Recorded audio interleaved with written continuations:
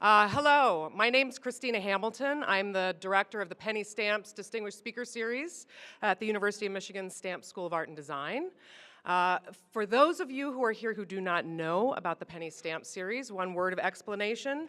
The Penny Stamp Series is a free weekly lecture program that presents creative leaders and innovators. It takes place in downtown Ann Arbor at the Michigan Theater, one of our city's gems, every Thursday, September through April at 5:10 p.m., and it is free to the general public. I do have a few season calendars that are available on the information table, so if you don't yet have one, please do pick one up. We have some very exciting speakers coming up to finish up our season, so you won't want to miss it. So plan your Thursdays at 5:10 at the Michigan Theater. Now, I'm very pleased to introduce our next speaker, Saki Mafundikwa, who has traveled the longest distance of anyone to be here today. He arrived last night from Zimbabwe. Yeah.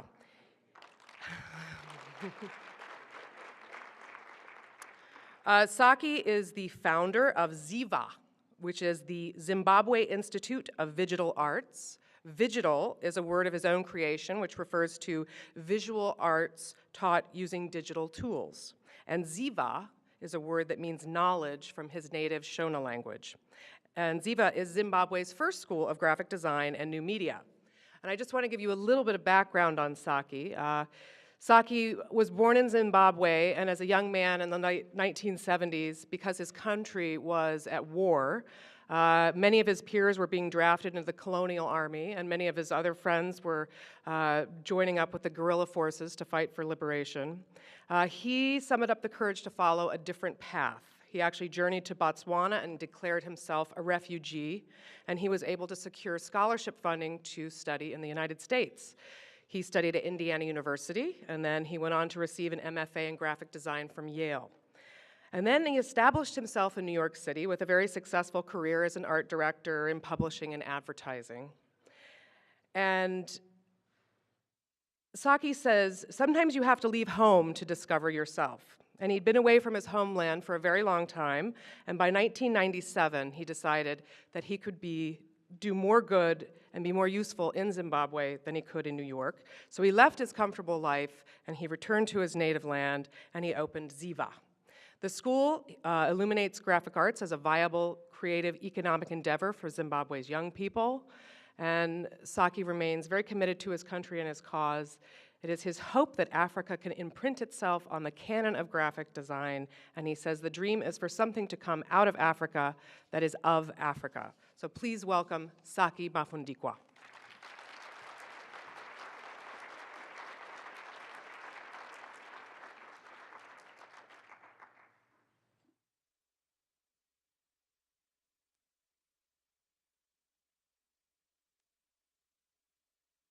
Good morning. I think it's still morning. It was a long walk from Harare to here. Very cold. But I'm very glad to be here today. Whenever I come to the Midwest, it's like a homecoming for me, because my introduction to the United States was the Midwest. I went to Indiana University, as you heard, so I'm a Hoosier at heart.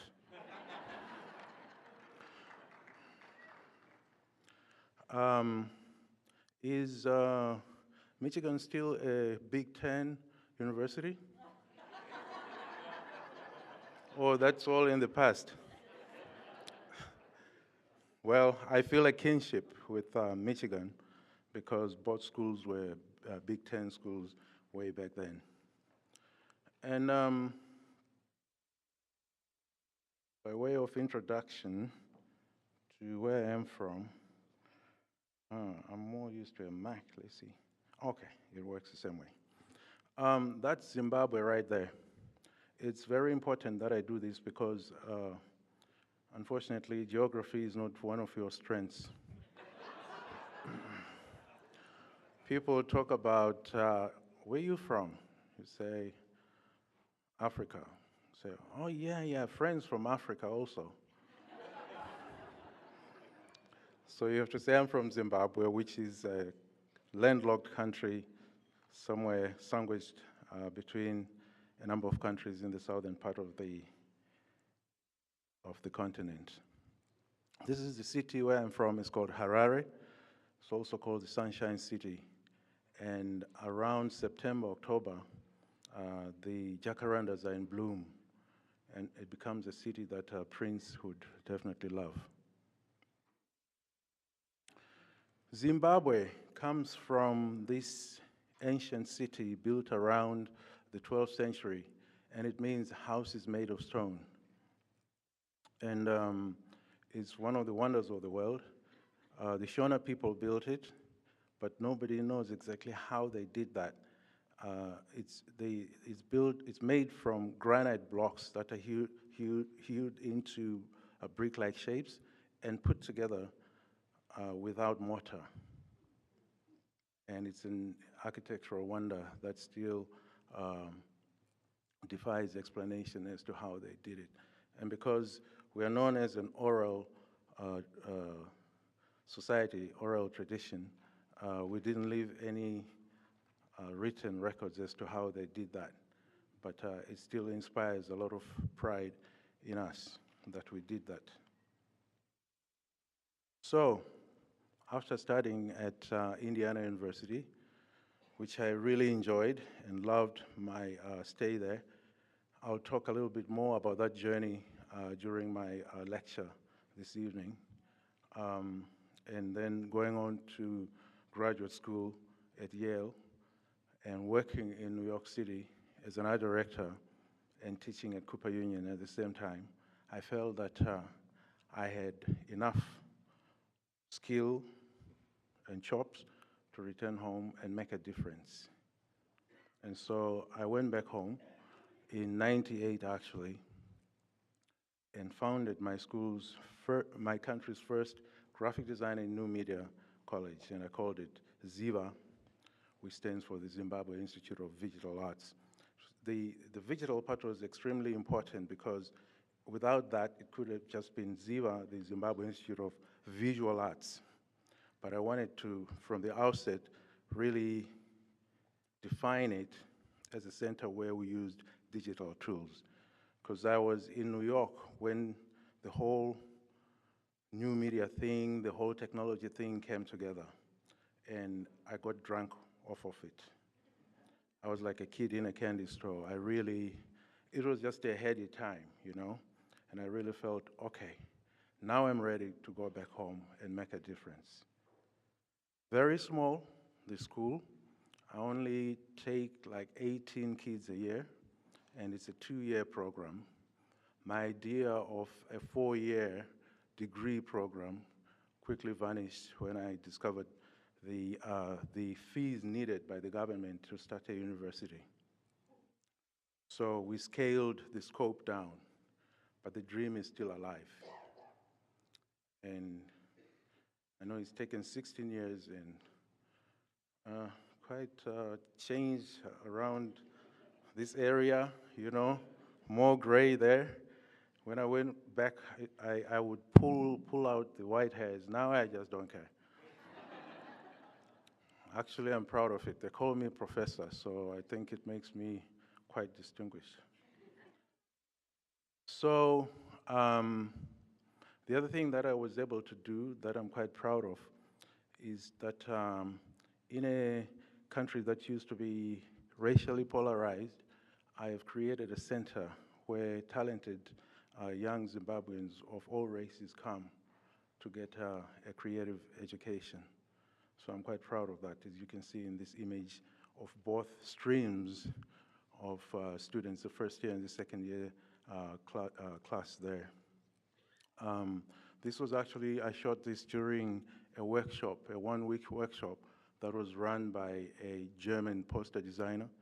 And he's at the back, towards the back. I don't have a pointer. Let me see. Oh yeah, this guy here.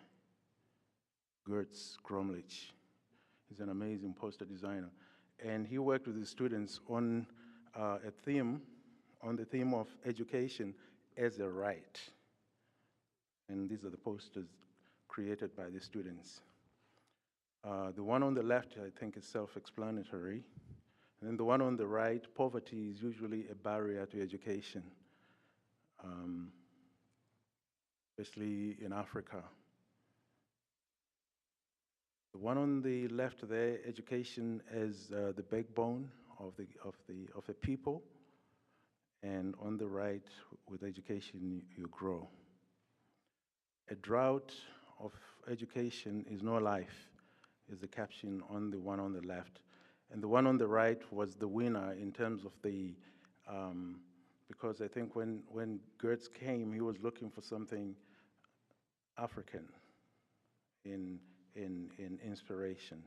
And as you can see, the spear becomes the pencil, and the book is the shield. This was a project given to us by WFP, the World Food Program, in conjunction with TNT, which is a Dutch courier.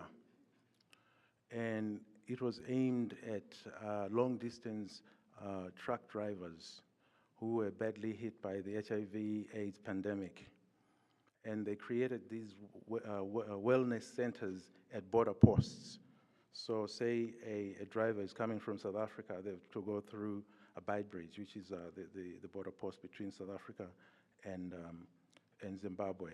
And they could go to a wellness center, and these wellness centers basically are converted containers that had a nurse and an aide and medication and information. So drivers could stop by there and get information about AIDS and HIV. And if they were on medication and they ran out, then they could get a refill at this center. And if they were too busy to stop, then you have the mobile unit here, which is a sprinter that plies the highways. And all they have to do if they see it is flash their windows, their lights, and then the van stops, and they get the same help as they would from the static center. So they came to us for the identity, including the name. The name that we came up with here, Nsewa, doesn't really mean anything. It just means North, South, East, West Africa. And we came up with a name like that because first we called it Welcome. Then we thought, well, what happens when they get to Angola or Mozambique where they speak Portuguese? Then it becomes Bienvenido, I think. And when they get to Francophone Africa, Bienvenue. And that would be a corporate identity nightmare because you have to change the identity in the different countries. So Nsewa, perfect. And the Harare City Library also came calling, and we gave the brief to our students to design the logo for it. And this is the one that they picked and the one they're using today. The one on the right, Aglo Power. Aglo is a company from South Africa that wants to come into Zimbabwe to help provide low-cost housing, because housing is a big problem in Zimbabwe. And they also came to us, and that's the logo that we designed. Typography is is crucial in our industry, especially in graphic design, because that's how we communicate. And also a very difficult subject for young people to grasp, for people in general. So how I deal with that is I introduce them by having the students create what I call a typeface design inspired by nature. And these are some of the solutions by my students. The one on the left is called Birds, and the one on the right is inspired by the cave paintings found in Zimbabwe. And of course, I wrote the book, African Alphabets. It's about the writing systems from different societies of Africa. And if you go to Amazon, you'll be amazed. It's one of the most expensive books in the world today. And that's because it's out of print. And I'm working tirelessly to get a publisher to put it back in publishing. My publisher went out of business without informing me. He said he couldn't handle the ebook revolution. This is just a spread from one of the a spread from the book. King Joya of the Bamum people in Cameroon, who invented a writing system that he called Shumom at the age of 25 in 1896. It's still in use today in Cameroon. We will end with some shots of the students at work at the college. I spoke at Tasmim in Qatar, in Doha, Qatar, and I met these two Americans who were teaching at Zayed University in Dubai. And they were so inspired by what we're doing that they offered to come at their own expense to run workshops with my students. And the guy ran a workshop on Maya. And at that point, we hadn't introduced 3D as part of our curriculum. We do now. And Betsy ran a workshop with the students in bookmaking. And this is a photo of her and some of the students with the books that they made. So we work with, anyone is free really to come to Ziva and work with the students. And that has happened a lot over the years. We also collaborate with universities from around the world because of the internet, you know. It makes it quite easy. And in order to qualify, the students have to produce a thesis. I think they're the only students in the world to do a 2-year program and then produce a thesis. But I insist on it, and it's a very good way of the students putting together everything that they have learned over the 2 years. And they choose their own topics. On the left, Maya is really into horse riding, and she created a training manual for horse riding. And on the right, my son, Simba, his interest was architecture, and that's his thesis right there. I'm proud to say that he's now a sophomore at SUNY Delhi, upstate New York, studying architecture and doing very well, made Dean's List last semester. Diet, very important, and in most of Africa, people are really fascinated with fast food. And in fact, unfortunately, KFC has just come to Zimbabwe. And yet we have our own traditional foods. And this student did her thesis on our traditional foods. And on the right, looking within, a topic that's very fundamental to my process. And those students who find it expensive to produce books because they're not cheap to produce, they make interactive CDs and DVDs using Director. Graduation is always the best time. We have a lot of fun. Parents proud when their kids make it, and we celebrate. Thank you very much.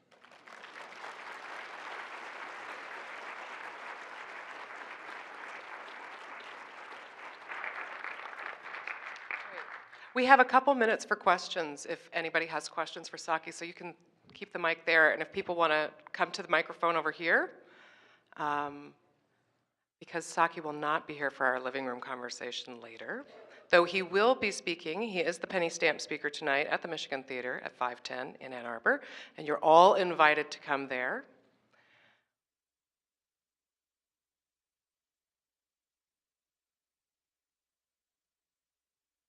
Yes, sir. Hi, Saki. Great presentation. Thank you. My name is Rick Robinson. I'm from Detroit. The intro said you were a farmer. Yes. Could you speak a little bit about that? Yeah. Well, I guess it all goes back to how I was brought up.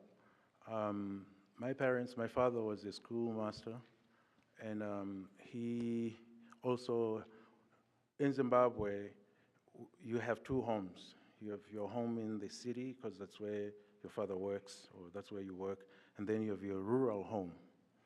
So that's kind of how I grew up.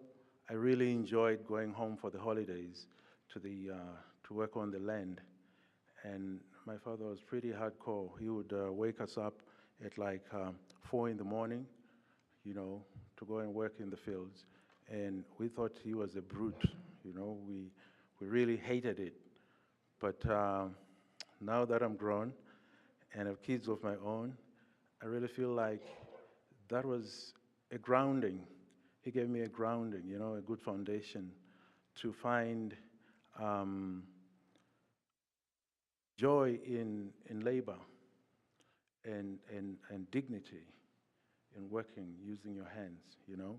So when I returned back home, I bought a piece of land. It's about 80 kilometers out of Harare, and it's the same, I would say, for people here who have a place up in the country where you escape to, over the weekend.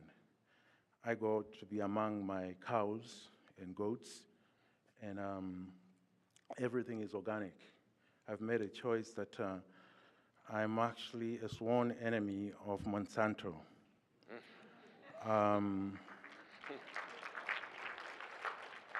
I know their tricks. They fool, especially African countries, with words like food security and all that. But what they don't do is reveal to the people the truth about how it's profit-driven and how it destroys the environment, the soil and the environment, and especially peasant farmers. I think we've seen it in India, because once you get hooked on it, it's like heroin. You are on it for life. You can't reuse the seed. Each year you have to buy new seed. Whereas if you're organic, you pick the best seed and you grow it again the next season. But also in America, I think the bees are dying. And they're dying from GMOs, chemicals like Roundup. People are unaware of this. And they're destroying the eco-balance, basically. So the land gives me that opportunity to do those things organically. When I lived in New York, I shopped at Trader Joe's. Now I'm Trader Joe's.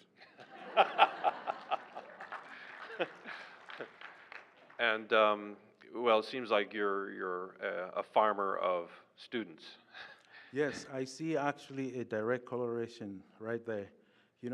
When we talk about creativity, a lot of people think that creativity means sitting in a corner, like that guy over there in that corner there, drawing and doodling. That's what people think creativity is. That's why there's so much, opposition to it.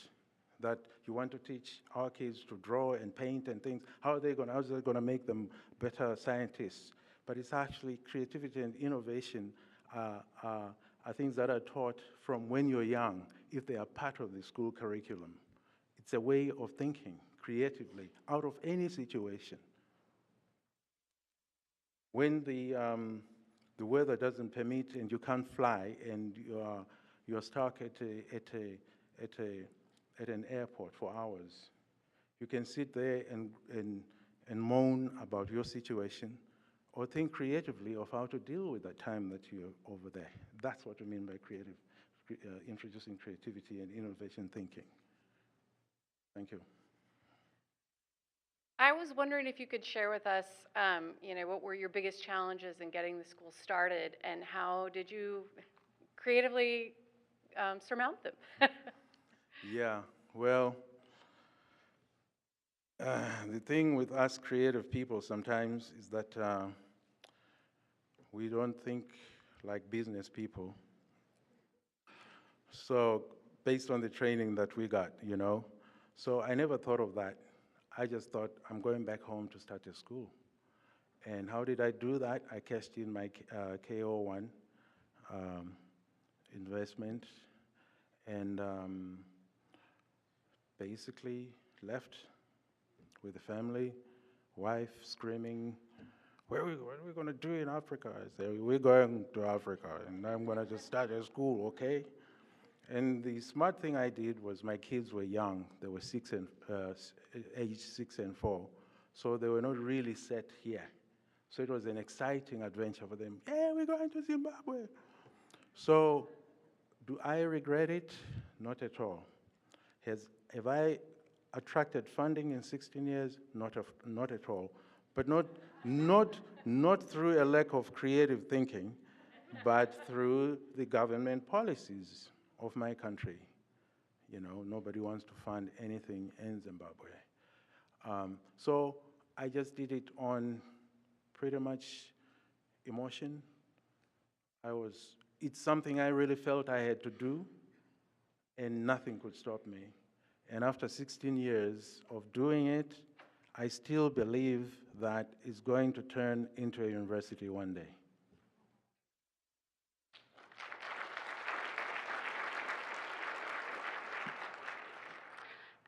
Actually, that segues perfectly into my question. How is your school funded? How do students find you, and do they pay fees? Yeah, unfortunately, after working at Cooper Union for 3 years, you know, Cooper Union in those days, in the 90s, was tuition free. So I wanted to create my country's Cooper Union. Yeah, right. What I didn't, what I didn't reckon with is that Cooper Union, of course, has all this money, what do they call it, endowment funds and all that. And also Cooper Union, I think Peter Cooper's parents were quite wealthy and left him quite a hefty inheritance. And he was a Marxist, and he really believed that education had to be free for all talented New Yorkers. And so I thought I could use that model, but of course, my father was just a schoolmaster and a farmer, so pockets were not so deep. But so we had to charge fees. And we are still looking for funding, but it hasn't stopped the school. For your question, Mike. And Margaret, I'm sorry, we're going to be out of time, but we'll do one more, and you could cut. No, Mike, you can ask, or whichever one. Mike is giving, what a gentleman, yeah. Thanks, Yes. Mike. Okay, Margaret. Mike's my buddy, so we're here together. I really wanted to ask you about digital media. What excited you so much, and what programs you use to teach your kids with? Well, Adobe Creative Suite. And Autodesk. Now we've introduced, well, let me just backtrack a little bit. I'm sorry I take too long to talk, but you know, I've come a long way, so I guess you can give me that kind of slack. For years, I would get students, because to enroll at Ziva, one has to produce a portfolio. And so a lot of kids would come in there with animation kind of portfolios, and I would unfortunately send them away. I would say, we don't offer that here. How I regret that, because now animation has become a really big business, part of the creative industries. And well, it's better late than never. Last year, we found out that Autodesk gives its software for free to schools. So we applied. It used to be you had to apply. And they really liked our story, and that we want to introduce this in the hope of, because as you know, Africa, I said at the top that we are regarded as a oral tradition society. So there are many stories to tell there. And yet our children are fed SpongeBob, you know, which has no cultural relevance to us. We could create something that could be of cultural relevance, not only to Zimbabwe, but to the world. So we now use Autodesk software, along with with the Creative Suite. So that's the software we use. Okay, thank you so much, Saki, for coming all the way from Zimbabwe today. And thank you, everybody. I hope to see some of you at the Michigan Theater later today. And here's Deb before lunch.